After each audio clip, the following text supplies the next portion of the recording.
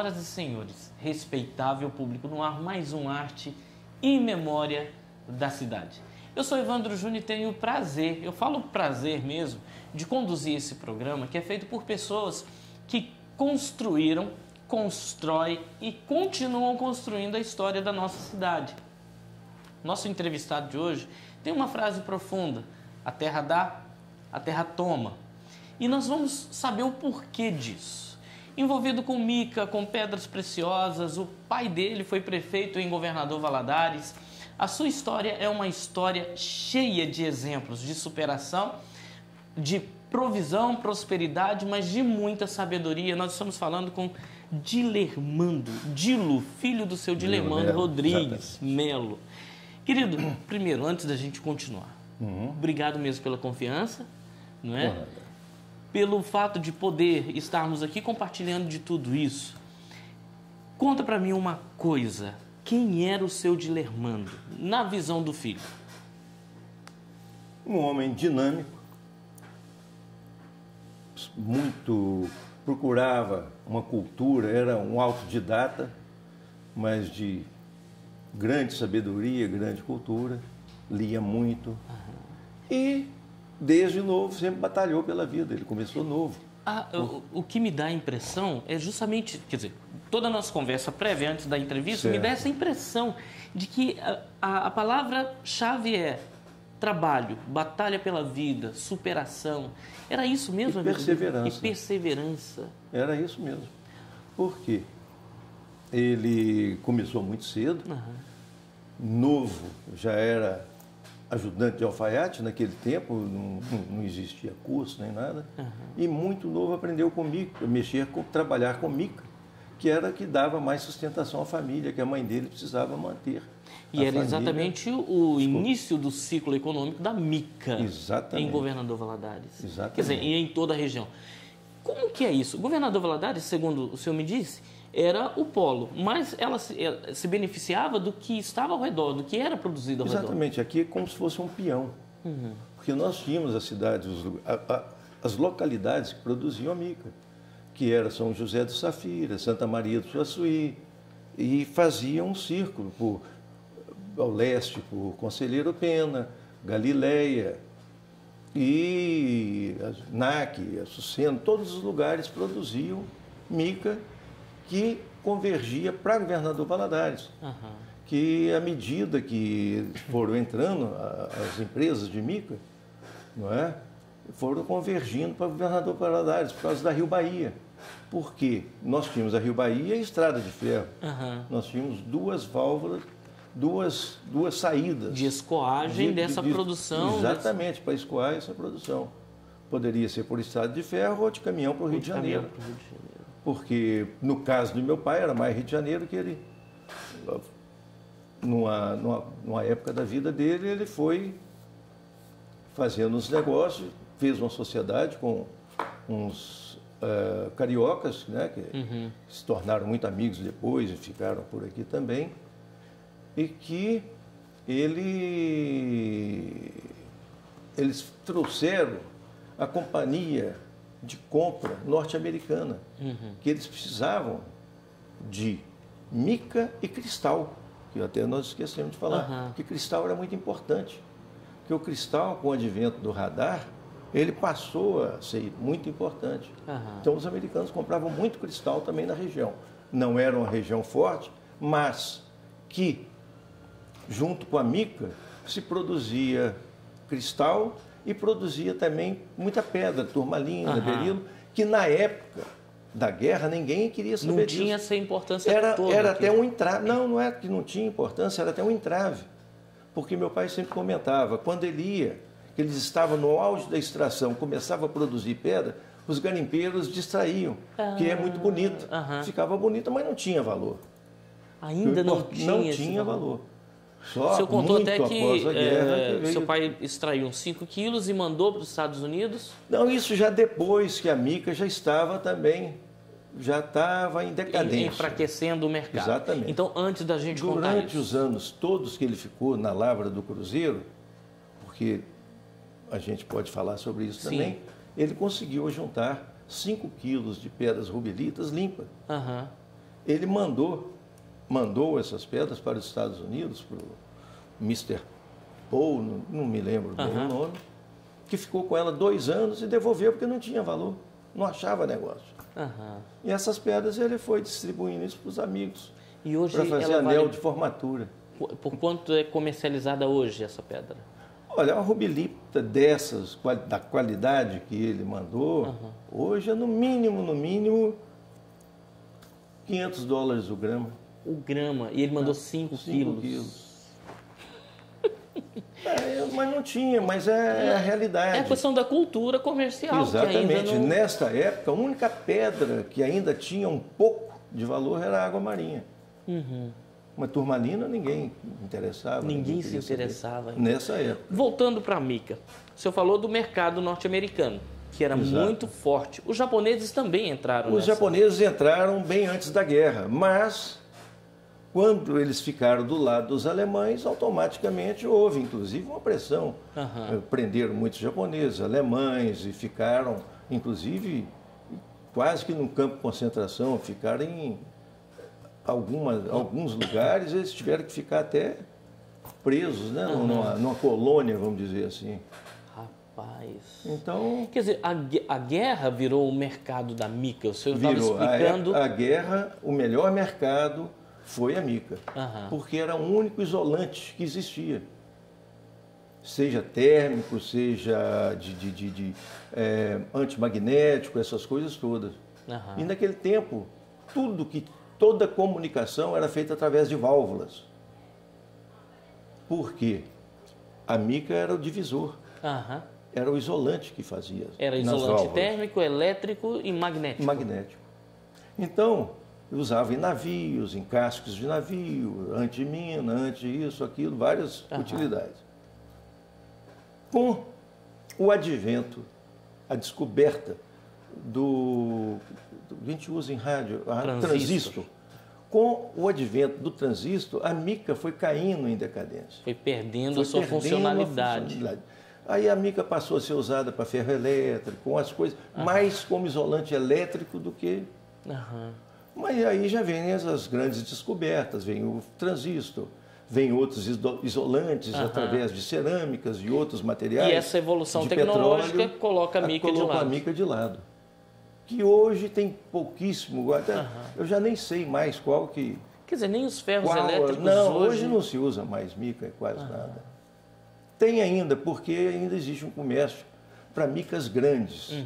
Na realidade, eu não sei. Isso tudo é mandado para a Índia, né? Para fazer lâminas. Mas a utilidade ainda não sei. Onde é que entra pessoa como Hildegardo Cipriano Rodrigues? Hildegarda, que é a sua minha mãe. Exatamente. Meu pai chegou em 33 e foi direto, até uma coisa que eu esqueci de comentar, ele não ficou em Valadares. Ele foi se instalar em Coroaci, na casa do seu Zequita Guedes, se não me engano. Daí ele voltou para Valadares, se instalou lá, começou a comprar a mica, veio rapazinho, né? Em 33, ele é de 1911, ele não tinha 18 anos ainda completo. Mas eles confiavam tanto nele, ele veio e se instalou. Era muito empreendedor, né? Era. Ele tinha muita capacidade de trabalho, tinha visão. Então ele se deu bem, começou a comprar e foi. E nessas andanças dele, ele descobriu uma lavra chamada Serra dos Lourenços. Serra dos Lourenços. Lavra da Serra dos Lourenços. Que ficava lá em Açapeixe. Em Açapeixe. Que hoje é Marilac. Marilac. Hoje é Marilac. Me conta só uma história. Sim. O senhor mostrou uma foto. Sim. Não é? Exato. Que o povo está vendo aí agora. Dele na porta de uma casa, não é? De pau a pique, como se chamava naquele tempo. Uma foto, vamos usar o termo, colorizada. Exato. Não é? Conta um pouco dessa história. Quando ele trabalhava com a mica, ele começou a mexer com mica, e que ele estava na Serra dos Lourenços, logo no início que ele estava aqui, em 1936, ele tinha ido a São Paulo, e um japonês da firma que ele trabalhava, salvo engano, chamava-se Casa Bratak, que era um dos japoneses, um japonês deu a ele uma caixinha, falou, isso aqui você só tem uma foto. Você vai fazer isso, isso, isso, isso. Porque não existia máquinas fotográficas à disposição. Então eles tinham esse sistema. Então ele chegou e fez essa foto. Levou para São Paulo, revelou, trouxe, né, para a esposa, né, que é minha mãe, viu e tal. E ao longo do tempo, quando ele começou a mexer na companhia eles chamavam companhia de compra, se não me engano, norte-americana, que eles vinham para negociar mica, essas coisas, e ele foi numa viagem ao Rio, ele conseguiu, já nesse tempo, já tinha evoluído um pouco, né, já depois de 40, ele conseguiu fazer a ampliação. E naquele tempo tinha as pessoas que faziam colorir fotos. Eram feitas à mão, não existia foto, não existia... Então essa foto que o pessoal está vendo, ela foi ampliada já num tempo em que não era tão comum ampliar as fotos. Não era. A qualidade dela é sensacional e ela foi colorida à mão. À mão, toda à mão. Naquele tempo não existia. E essa figura representa muito bem aquele tempo que eles estavam vivendo. Exatamente. Pô, ele casou-se, foi para lá. Minha mãe estava grávida. Nessa foto, se olhar com detalhes, vai ver que minha mãe estava grávida aí de 5, 6 meses, da minha irmã mais velha, Marilene. Vamos dar uma paradinha? Perfeitamente. Vamos. Tá. Olha só, nós vamos dar uma paradinha rapidinho. Daqui a pouco a gente volta com a Arte e Memória da Cidade para ele contar sobre a capa do livro também. Ótimo. São histórias e casos e causos desse nosso povo que conta a nossa história. O Arte e Memória dá um tempo e volta já já. De volta com o nosso Arte e Memória da Cidade, ao lado de Dilu. É assim que o senhor é conhecido? Exatamente. Quando é que apelido. é só a redução do nome mesmo? É uma redução, porque mesmo nome do pai, né? Então isso, para dar essa diferença... E é assim, é o seu Dilermano, seu pai, o senhor, e tem o Dilermano Neto. Dilermano Neto também. Com quem eu conversei muito, que foi muito gentil, muito, conheceu, mas né? muito educado mesmo para viabilizar essa nossa conversa. Ele é bem relaxado. Ele é músico, né, também? Também. Ele tem o dom. Tá, ele me contou que ele aprendeu com alguém. Na época eu gostava muito também, quando ele era menino. Eu gostava de tocar um violão, fazer umas rodas. Parou geral? Não Parei toca geral, mais? depois nunca mais... O que o senhor gostava de tocar? Eu sempre fui mais mesmo música popular. Nada que... Luiz Gonzaga, um Roberto Carlos, um Martim da Vila. O senhor tem uma impostação de voz que é maravilhosa, né? Tem um timbre muito bom, muito agradável de ouvir. Altemar Dutra, o senhor cantava? Muito. Pelo timbre. Não, é Altemar Dutra, Nelson Gonçalves. Nelson Gonçalves. Minha época, né? De jovem. Era o que nós tínhamos, né? Aguinaldo Timóteo. Que era o Caratinga, né? Ele era o Caratinga, mas daqui, né? Daqui, começou aqui na rádio. Realmente, ele veio rapazinho, bem novo, né? Trabalhar com os irmãos Lima, ele era torneiro mecânico. E acabou se dando bem aqui e foi desenvolvendo. Um homem, um cara também de muita versatilidade, história, muita história. Exatamente. Eu conversei com ele quando eu estava na casa do Chico Duro. São irmãos. São irmãos, me mostrou, me contou muita história. O Aguinaldo era muito amigo do Chico, sempre foi. Me conta, era, não é? É ainda, né? Me conta uma coisa, quando se deu a transição da mica para a política na vida do seu pai? E quais foram as consequências disso? Bom, eu acho que a parte política do meu pai, porque ele era muito envolvido em negócio, porque ele mexia com mica, tinha uma empresa que eu considero que ela era imensa, né? Porque entre produção e exportação variava entre aqui Santa Maria do Suaçuí, Coroaci e outros lugares que eles tinham, né? A Sapeixe também.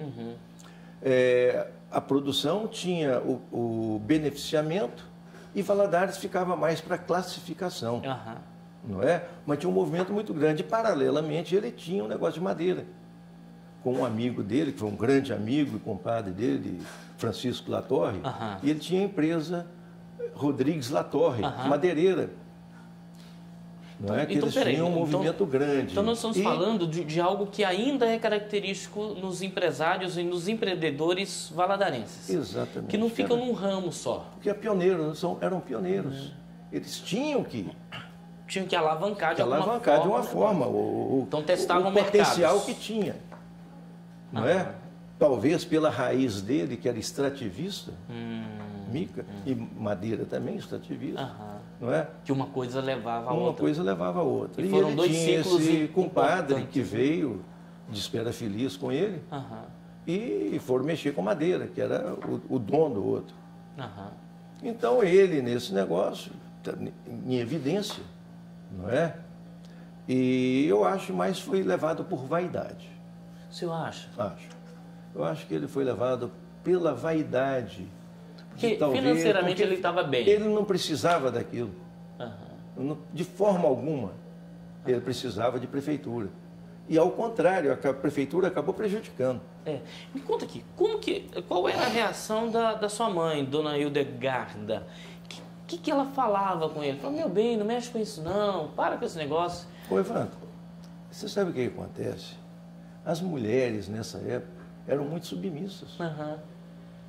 Mulher, no meu entender, não dava um palpite na vida dos maridos. Porque quando eu nasci, ou antes disso, década de 40, década de 30, de 40, as mulheres ainda eram muito submissas. Então não tem... Ela aceitava. Aceitavam-se os fatos. As mulheres eram obrigadas, vamos dizer assim, por aceitar essas... as decisões do marido, porque ele era o empreendedor. Então ele que tinha as ideias para alavancar. E assim, vamos dizer que eram 90 e tantos % das mulheres. É lógico que tinham mulheres também que... Ainda assim, vamos falar do seu pai. Né? Ele empregava muitas mulheres. Muita gente, muitas mulheres. Que aqui, na parte de classificação para exportação, as mulheres são mais detalhistas. Os homens são mais brutos, né? Mais para corte, mais para né? Um serviço geral, uma limpeza da mica, o corte pesado da mica. Então, quando chegava na classificação e qualificação, as mulheres são mais detalhistas. Então, ficava a cargo dessa parte, que aparentemente é mais leve pelo peso de carregar a mica, pelo peso da mica, mas não pelo trabalho, que trabalhava até mais. Você mas está entendendo? Quantas mulheres eram empregadas aí? Olha, dizem que é na faixa de 600. 600 mulheres para quantos homens? Era 10% era homem. 60 homens. Então, uma empresa, nós estamos falando de uma empresa em que 600 funcionários são mulheres. Aqui em Governador Valadares. Aqui em Governador Valadares. Por quê? Porque a parte mais bruta já vinha acontecendo desde a mineração, passava por lugares para fazer um beneficiamento, para poder limpar, para poder abrir a mica. A mica é um mineral lamelar, então ela precisa ser aberta para chegar no corte final. Então, quando chegava aqui, e como as mulheres são mais detalhistas, se usavam mais as mulheres para poder fazer esse trabalho. A remuneração era a mesma que os homens ou ainda era... Eu não posso dizer, aí é difícil, porque eu não alcancei esse tempo. Eu conheço parte da história. Quando eu fui ver parte desse movimento, eu tinha apenas 5, 6 anos, 7 anos. Então eu não sabia como dimensionar, entendeu? Mas eram bem remuneradas, porque não era só a empresa que meu pai tinha, que era cosmopolitana, não é? Uma das mais importantes. Era uma das mais importantes, mas tinha uma outra muito grande também, que se situava aqui na rua Barba Eleodora, com Belo Horizonte também, que era Santos Nogueira, tinha muitos empregados, que por acaso meu pai vendeu a lavra da Serra dos Lourenços para eles, em 1936, e comprou a lavra do Cruzeiro, que ficava em São José de Safira, Santa Maria. Nesse tempo eu não sabia se São José de Safira pertencia a Santa Maria ou não. Então, mas era em volta de Santa Maria do Suaçuí. E essa lavra Cruzeiro era uma das mais importantes também? Era naquela época em Mica. Me parece que foi a mais produtiva do Brasil. Então nós estamos falando que passou pelas mãos do seu pai, uma das empresas mais importantes, a Cosmopolitana. Cosmopolitana. E uma das lavras mais importantes, a lavra Cruzeiro. Exatamente. Gente, o que é isso? Mas é aquela história que nós conversamos, porque as coisas mudam. Quando a mica foi acabando, a pedra ainda não estava com valorização. Então houve um hiato nisso, ou quase um hiato. O comércio de mica caiu muito. E o de pedra não tinha começado. Então foram se reduzindo. No início da história você falou terra dá, você terra vai leva. falar sobre isso daqui a pouco, Entendeu? Eu tenho um outro termo para colocar. Tá ótimo. Para o senhor falar sobre isso. Porque a pedra, o mineral na época, trouxe muito dinheiro, mas com isso veio a vaidade, gastava-se muito. Ninguém esperava que isso fosse acabar, achava que é um poço sem fundo. Aí eu vou pegar esse gancho da vaidade, porque foi aí que a gente parou. Foi, na sua visão, foi a vaidade que levou seu pai à política. Ele fez um bom mandato? Olha, eu considero que sim. Pelo recurso que o município tinha à disposição. Porque Valadares não tinha naquela época. Você vê essa praça Serra Lima, o Serra Lima, também um autodidata praticamente, criou uma planta da cidade muito bem feita, muito bem estruturada. Porque Valadares só tinha da estação antiga, que hoje é a Praça dos Pioneiros, Praça como é que se chama? Do Fórum, ali era a estação, era só aquele canto de Beira-Rio. Serra Lima criou uma estrutura, um avanço da cidade, mas a cidade em si, ela não era calçada, não era nada. Meu pai fez a praça e fez, com a vaidade dele também, algumas coisas que depois virou alvo de críticas, que é a ponte do Rio Suaçuí, para ligar o leste, que é Divino das Laranjeiras, Galileia, Conselheiro Pena. Ali, meu pai me conta que toda a parte de cimento ele fez com o dinheiro dele. Esperando o repasse do governo estadual, que nunca houve. É uma ponte que tinha, que era parte de madeira, fez uma ponte para ligar também dessa forma. Um distrito, quem vai para o Coroaci, que hoje produz muita banana, não me lembro aqui agora, que eu estou com a memória um pouco fraca. Tá nada. Não. E fez algumas coisas assim, entendeu? Ruas. Com essa praça ele arranjou até uma briga com um amigo dele, que era Firmino Batista. Por quê? Porque ali era um pasto, naquela zona ali, que hoje tem aquele posto, até ali no grupo Nelson de Sena, ali era um pasto dele soltar os animais, ficava fácil dele pegar. Ele era um fazendeiro forte na época, já tinha começado na região do Sapecho e tudo. Então ele tinha esse pasto e o papai desapropriou. Que era uma área de circulação do gado dele. Do gado dele, dos animais dele, era cavalo, burro, da tropa. Antigamente era muita tropa. Eu era menino, o fundo da minha casa ainda era rancho de tropa e outros ranchos que tinham por aqui. E isso eu já lembro. Então é de 60 anos para cá. E o Firmino Batista acabou ficando inimigo dele, porque ele desapropriou aquilo dele. Firmino Batista morava na rua Belo Horizonte. Mas antes eram apenas caminho, né?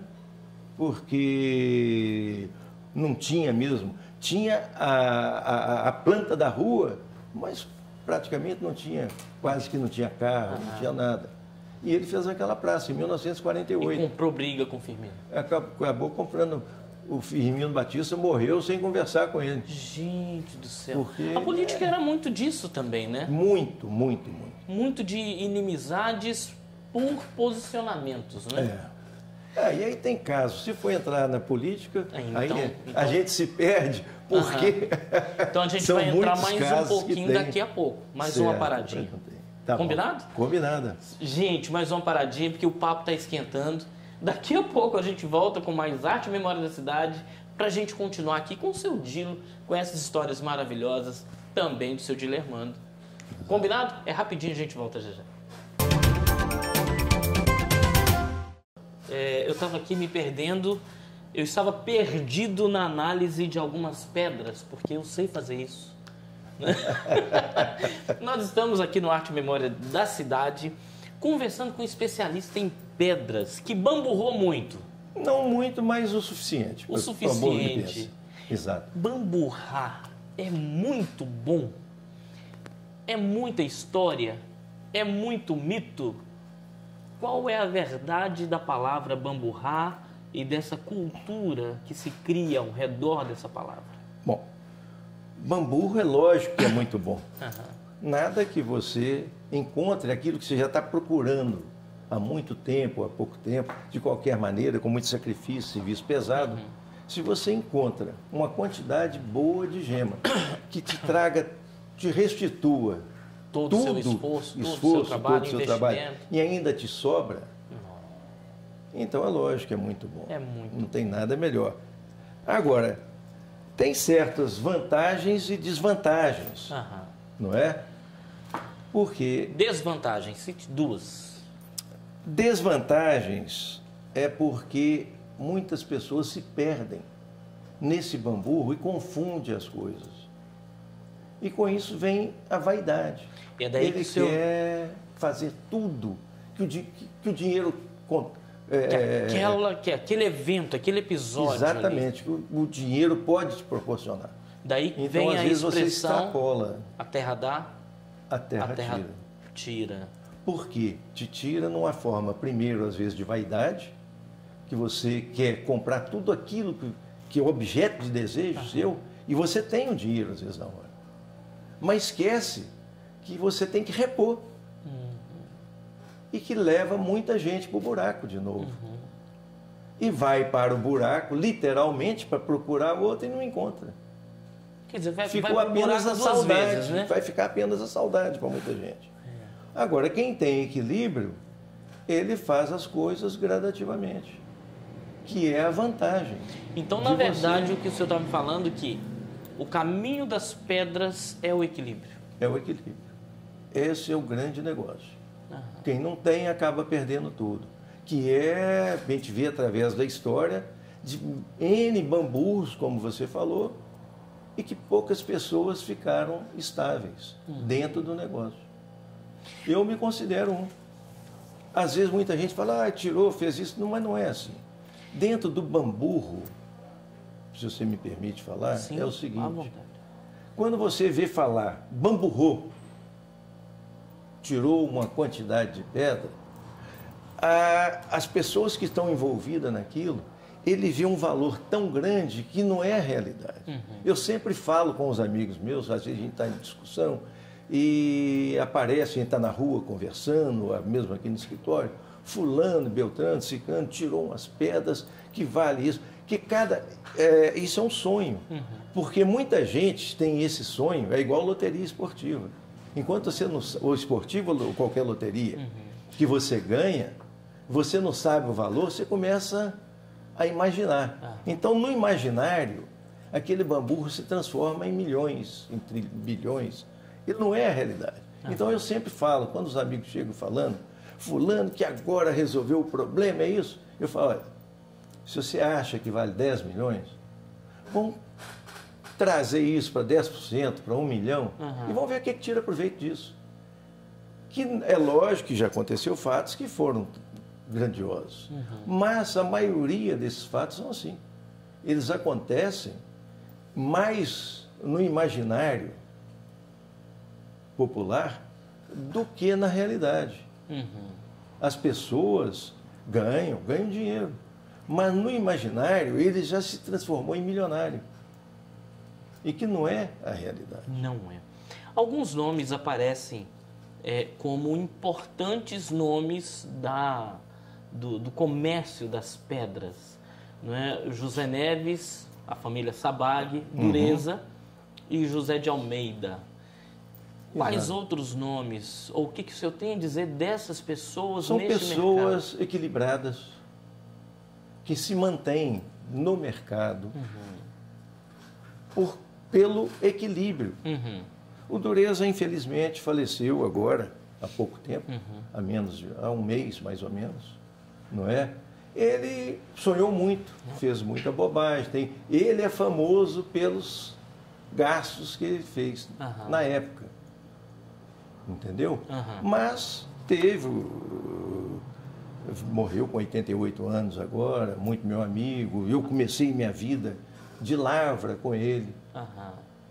Em 1968, tirando algumas pedras. Depois, ele era muito sistemático, acabou saindo do negócio comigo e tirou outras pedras com outras pessoas. O Dureza, o nome dele era Aníbal Zambelli. Aníbal, que ele gostava de falar Aníbal, porque eram dois N's. Né?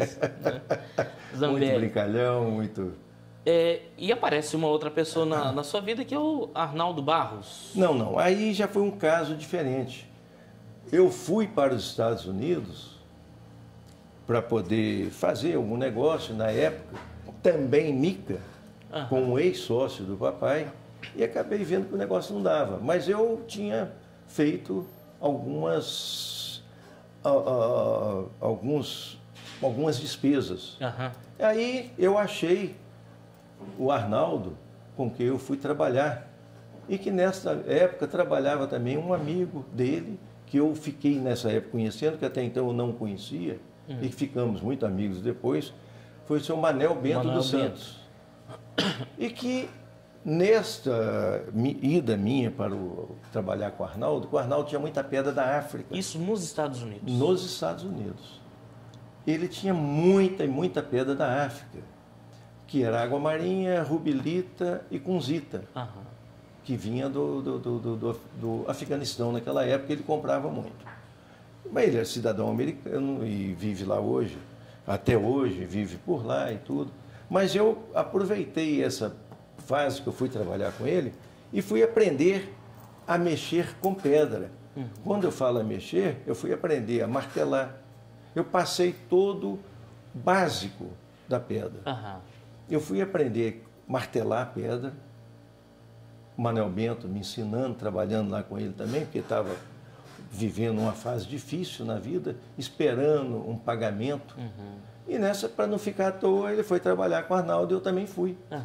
Então eu fui aprender o básico, fui aprender a serrar, eu fui aprender a conhecer a pedra na essência, que era a preparação. Fiquei alguns meses lá com ele e fui muito feliz que eu fui aprender o básico, que era o necessário para aprender a comprar a pedra. Comprar a pedra para saber vender também, que eu também vendia nessa época. Então, olha que curioso.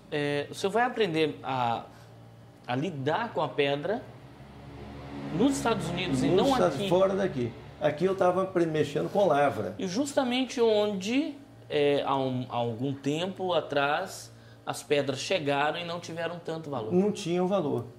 Que em 73, que eu não sei se eu comentei com você aqui, a pedra turmalina, praticamente, ela começou a ter valor em 61. 1960, 61. 1960, 61, quando teve um bamburro muito grande. Realmente foi um bamburro grande. De quem? Na Golconda. Que na época, quem foi os donos desse bamburro foi o senhor Pedro Espírita e Zequinha Menezes, que ficava na região da Golconda, que ficou chamado como Lavra da Golconda. Tem outras lavras em volta, Lavra do Faria, mas tudo girava antes em torno da mica. Como eles já sabiam que ali, pela busca da mica, porque eles são associados, veio a descoberta da pedra da Golconda, que era um verde super agradável. Nós podemos dizer um verde piscina ou um azul piscina. Entendeu? Era uma pedra super agradável e começou a ter valor. Quando eu fui trabalhar com Arnaldo Barros, a pedra que eu já citei, que era rubilita, que tinha muito valor e não tinha, que foi devolvida para o meu pai, ele tinha muita rubilita extra da Nigéria e de Moçambique. Ele tinha muito contato com a África. E neste negócio eu comecei a aprender com o Manuel Bento a colocar que rubilita não é igual turmalina. Turmalina é uma pedra que a exigência dela é ser extremamente limpa. Por quê? 90% ou mais das pedras elas têm que ser queimadas para avivar a cor. A coloração dela. Exatamente. Já a turmalina e a esmeralda não precisam. Elas são aceitas com defeito. Mas o defeito tem que ser bem colocado, para ele não ficar aparecendo. São agulhas, são pedras, coisas que a gente tem que aprender a deixar. Então eu fui aprender a serrar, mandamos lapidar e o Arnaldo, inclusive, me dava para vender essas pedras. Então eu comecei a ter um contato maior lá fora, como que era. Para você ter uma ideia, essas rubilitas, não limpas essas de cor, mas rubilitas que hoje valeriam na faixa de 200, 250 dólares, coisa extra, com defeito. Nessa época a gente vendia de 2 a 8 dólares. Que isso? Aí, em 70 e 80, que ela deu uma explosão. Teve um boom da rubilita. O boom da turmalina verde foi em 61, que ela já tinha mais valor. Entendeu?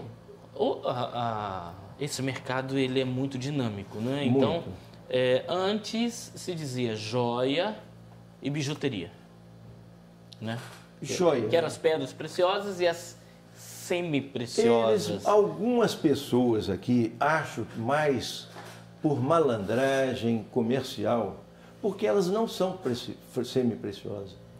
Elas sempre foram preciosas. Mas para usar o argumento de semi-preciosa, para derrubar preço. Isso não é uma pedra preciosa, é uma semi-preciosa. Semi-preciosa. E como é que se fazia essa classificação? Hoje é joia e semi-joia? Não.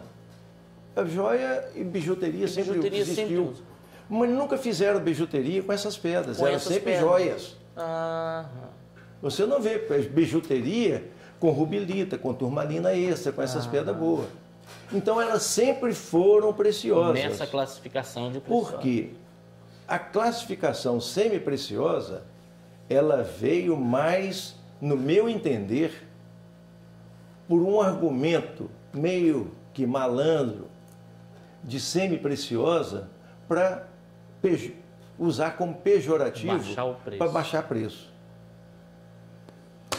Gente, é o seguinte, mais uma paradinha e daqui a pouco a gente volta com o seu Dilo, que é uma conversa super agradável. Eu estou aprendendo muito aqui. Acho que eu vou entrar para o ramo das pedras para bamburrar. A gente volta já. Venha, vai ser bem-vindo. Obrigado, ainda mais aprendendo com o senhor. A gente volta já aqui no nosso Arte e Memória da Cidade. De volta com o nosso Arte e Memória da Cidade. Essa é a visão de uma das produções que nós temos aqui de pedras. Da nossa empresa Geometa. Da empresa Geometa. E nós estamos conversando com o seu Dilermando, filho do Dilermando Rodrigues Melo, foi prefeito aqui em Governador Valadares. Mas só para a gente encerrar esse papo da vida política, certo. É um pouco até para esquecer, né? Que ele entrou bem e saiu mal. Foi o que aconteceu com ele. O inverso do que acontece hoje. Muita gente procura. Está mal, entra na política para sair bem. Sair bem. Muito comum hoje. Antes da gente entrar aqui, e para entrar aqui eu preciso saber, tem uma palavra difícil que eu vou tentar falar. A cidade de Governador Valadares está situada na maior bacia de pegmáticos. Pegmatitos, exatamente. o que significa isso? E o que tem a ver com isso tudo que a gente tem aqui? Bom, o pegmatito, ele é a parte vulcânica, né?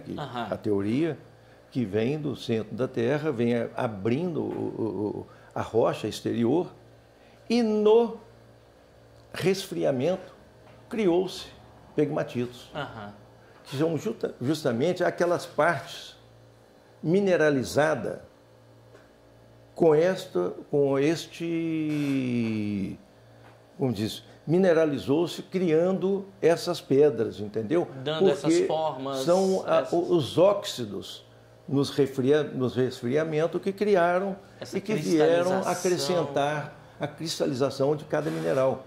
Porque, pela própria natureza, os minerais eles se agregam.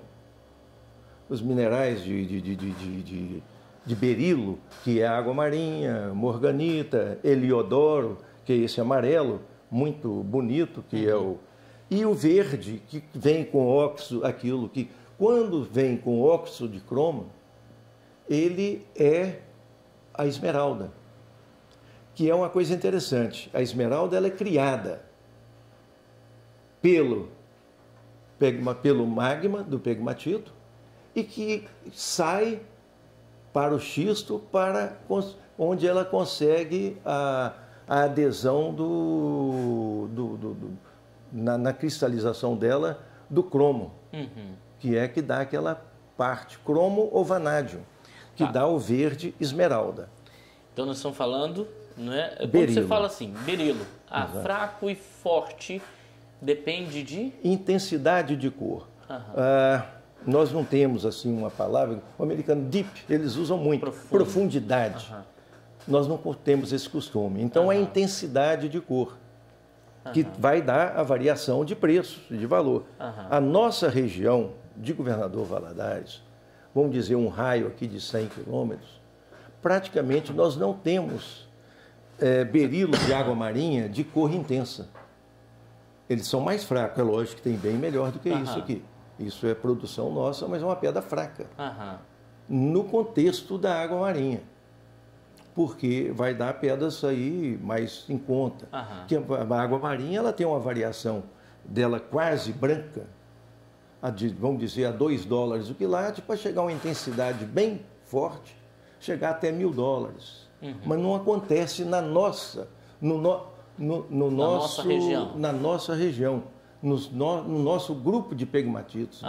A nossa bacia. A nossa bacia, vamos dizer assim. E essa aqui é? Essa é kunzita.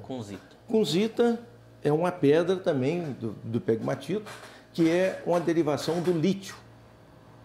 É um minério formado pelo lítio. A água marinha é do berilo. A kunzita é do lítio. A turmalina é do... Me fugiu aqui. Bório. Boro. Entendeu? Então, elas vão se associando, agregando. Quando ela foi formada, os minérios se agregam. Então, de uma classificação de minério de lítio, a kunzita, ela é uma pedra que formou, normalmente, ela é rosa. E que pode ser encontrada na forma amarela e verde também. Aqui nós temos variação do branco para o verde, temos parte nós temos um aglomerado, que isso aqui, esse branco, é albita, que é um minério de feldspático. Que não é o quartzo? Não, ele é feldspato. É uma pedra que aqui nós chamamos de pedra louça. Então ela tem uma formação sódica ou potássio, certo? Então, quando ele é sódio, ele é essa aqui, albita. E a mica está sempre agregada. E também o quartzo, que por acaso não tem nessa peça aqui. Aqui nós só temos o berilo, nós temos o feldspato, que nessa classificação nós denominamos de albita, e a mica. Ela tem solta, eu posso te mostrar depois ela aglomerada com quartzo, com mica e outras coisas. E aqui nós já temos a kunzita. Que já é a lapidação. Aqui é uma pedra lapidada da kunzita. Isso aqui é uma amostra do que nós podemos tirar. É uma pedra que deve ser lapidada apenas numa direção. que nós chamamos de topo, que é o eixo da pedra. Aqui é o eixo. Nós lapidamos contra o eixo. Quando lapida no eixo, ela fica mais clara. Essa já é o contrário. Quando você lapida no eixo, você obtém a cor. Você não pode lapidar contra o eixo. E também devido à clivagem, que é uma pedra já mais complicada. Ela tem dupla clivagem e que faz ela desagregar quando você está serrando ou formando para lapidar. E às vezes na lapidação também ela quebra na clivagem. A água marinha já é uma pedra com a clivagem diferente e que... A lapidação é todo um processo de, vamos dizer assim, melhoramento daquilo que está em estado bruto para comercialização. Não é um melhoramento, é um beneficiamento. É um beneficiamento, né? Mas visando a comercialização, né? A aplicação comercial e tudo isso. Na verdade, a vida faz isso com a gente. Exatamente. Né? Então, vai lapidando a gente. Histórias que o senhor tem contado, e vamos voltar à foto da capa do livro. Certo. Né, que o nosso cobra, público está vendo aí a capa do livro agora. Explica o que foi isso, porque isso tem a ver com aquela primeira foto que a gente mostrou. Certo.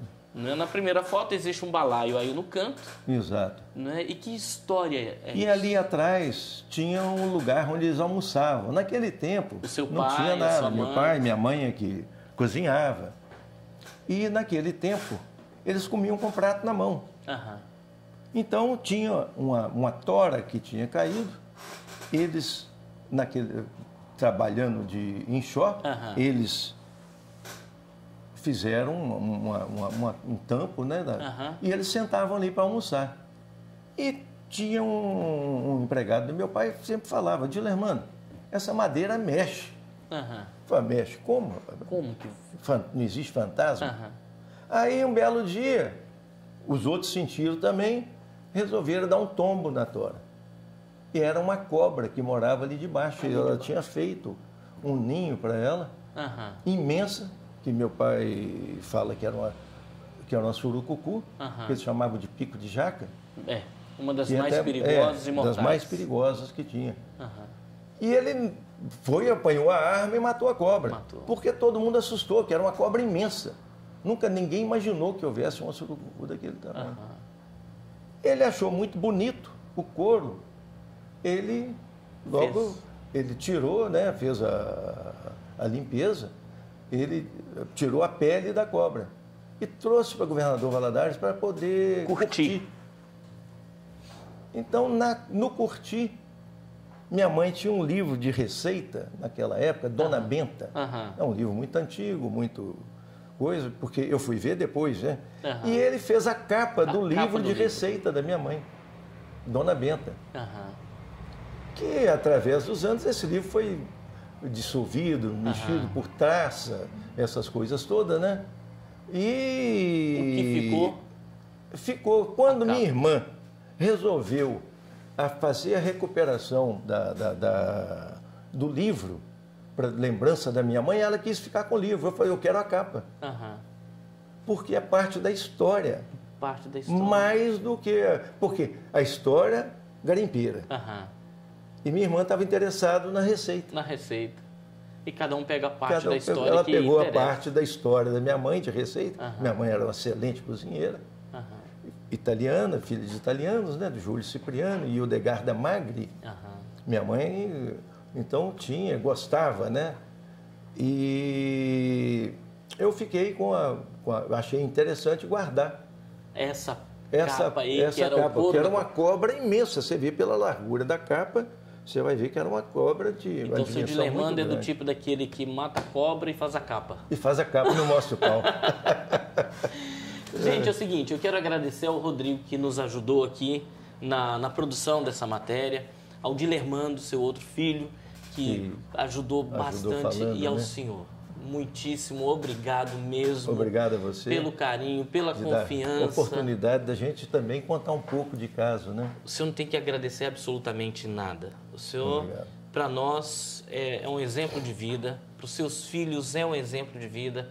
Para governador Valadares é parte da história. E o nosso desejo profundo mesmo, é que não só as pedras contem a sua história, mas que todos continuem repercutindo, né, tudo aquilo que foi a importância do seu pai, da sua mãe, a sua importância e a importância daquilo que é o seu legado para os seus filhos. Então, muitíssimo obrigado. Deus continue te abençoando muito, mas muito mesmo, com vida, com saúde, com longevidade, porque a gente precisa do Senhor. Obrigado. Tá bom? Tá ótimo. Obrigado. E a você que permaneceu conosco até agora, o nosso muitíssimo obrigado. Fique com Deus. Nós nos vemos em uma próxima edição, se Deus quiser. Tchau, tchau.